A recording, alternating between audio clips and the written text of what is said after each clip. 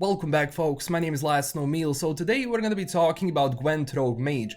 GWENT Rogue Mage is a new single-player Gwent experience, or a Gwent roguelike title, which is a standalone from the multiplayer version of the Gwent game. So this costs $10 if you want the standalone single-player, edition of this, and for $20 you get the game, and you also get like a bunch of goodies for the main Gwent title. So if you don't play Gwent, you can just buy the $10 one if you don't want to get anything like avatar skins and all of that for the main Gwent game. Now, as I said, I had some time to try it out and see how it plays out overall. Now keep in mind, I'm not really good with Gwent, especially when it comes to Gwent main game. I'm really bad because that Gwent has like gazillion cards and decks that you can choose from, and every single deck plays in a different way because those tactics are going to change depending on the cards themselves. So obviously you have a lot of people who, number one, don't want to go into this because they think it's going to be complicated,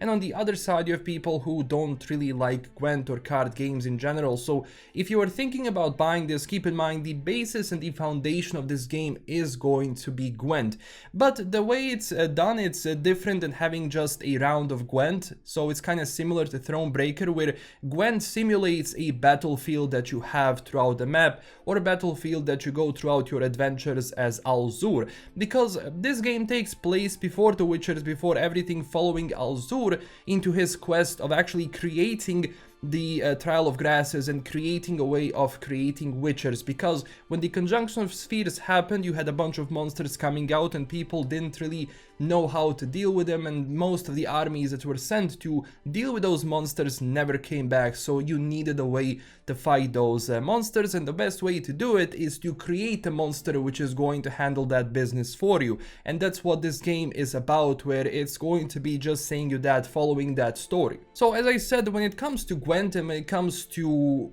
difficulty of this game, even though I'm not really good at this game, I didn't really have too many problems throughout the title itself. Keep in mind, at the beginning you get easier matches against people, so you can AI, so you can figure out how it works, and at the same time, at the beginning you do have a short tutorial which is going to guide you throughout the game if you've never played Gwent in your life. But at the same time, as I said, it's not going to overcomplicate your decks with different cards, so it's going to start small, and as you progress further on throughout the game, it's going to be giving you different cards. Keep in mind, each time you finish a battle in this game, you're going to be offered to pick a card. So every single time you do that, be careful which card you pick, because you want to build a deck which fits your play style overall. But at the same time, as I said, it's not going to drown you in various decks and cards where it's going to complicate everything and you won't know what you were doing in the first place. Especially because, I take it from me, I'm not good at it, and I'm not really I don't know the cards in Gwent all that much, especially the new ones they added. But even for me, the experience was going gradually with difficulty, so I didn't have a problem with it. Now, because this is a roguelike title, you have this map, this valley that you can go through. So each part of the map, as you can see here, it's relatively big, has a few things. First off, it has a chest you can pick up, and that chest is going to be giving you various cards to choose from for your deck. At the same time, we will have fights overall that you can see throughout the map itself. Also, you have places of power. Within those places of power, you can choose to either increase the power of the card you choose from your deck, or at the same time replenish your energy. Now, what is energy used for? So basically, Al-Zur, you can actually use him for 3 abilities. Number 1, to create a card, and you're gonna be given a chance of like 3 cards you can put on the battlefield. Then you can heal your card, or basically attack someone else's card. Each time you do that, Al-Zur is going to be depleting his energy. So once that energy depletes, you won't be able to basically use his abilities, and those abilities stay throughout the game itself. So use them wisely, because they do replenish, but it takes you 10 to 15 minutes for the actual energy to replenish a little bit. So in that sense, do not overuse his abilities, because it won't reset after the match is done. And at the same time, you don't have the usual Gwent of like 2 rounds. So basically what this is, it's going to be a battlefield, 1 round, and you give everything that you have from your deck and try to win this. So it's not going to overcomplicate you on that sense, and the fights generally are going to be a lot faster. When it comes to the overall art style, when it comes to the effects, to the music, to the sounds and everything, I mean, Gwent is pretty much nailed in that sense. I mean, the developers already have like the good SFX, they have great, you know, soundtrack going throughout those matches. The graphics are going to be, you know, your standard Gwent, but it looks very nice graphically, and the best thing is it's not gonna take a lot of resources from your PC. I was playing this in 4K on my PC without any issues whatsoever. Also, when it comes to the story, you will be able to get a glimpses of the story as you progress with your adventure, and at the same time you can also reset the map and start from the beginning, because this is a roguelike title. I mean, it's a fun idea, honestly, and especially if you like card games or if you like Gwent, I think you're going to like this.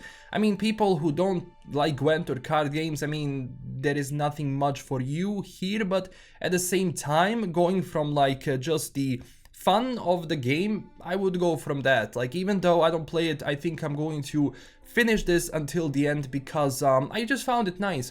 You know, the fights are not overly complicated or going for too long, which enables me to get into this game, play a few fights and then get out and do something else and then return further on from that sense. So honestly, I think that Rogue Mage is a nice title overall, and I wasn't expecting it to appear this early, but it seems it did.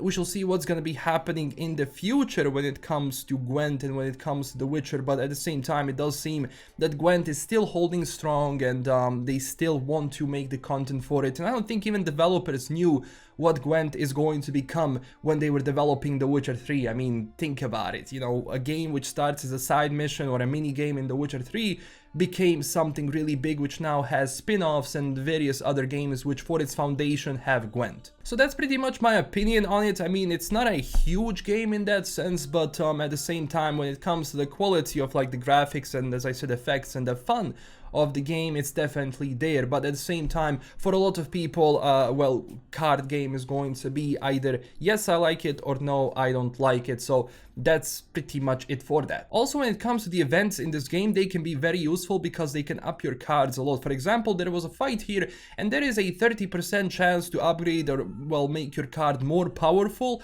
But if it fails, you lose that. But there is also a 70% chance, for example, but you're not going to get that much power in your card. So it's pretty much up to you if you're willing to risk it or not. I was lucky, I risked it, and it turned out to be good in the end because my card is a lot stronger now. Also, this game is released on iOS, Android, and PC. So when it comes to PC, it's GOG and Steam as well. And as I said, the price is $10 for the game if you don't want the, you know, other cosmetic stuff for the main Gwent game. And that's it for today. Thank you so much for watching. Don't forget to tell me down below what do you think about all of this, and also at the same time, if you enjoyed this video, smash that like and subscribe button for more, and also check us out on Twitter and Discord, and huge thanks to my current Patreon supporters. This is LKM signing out. Stay classy everyone, and I'll see you next time. Bye bye.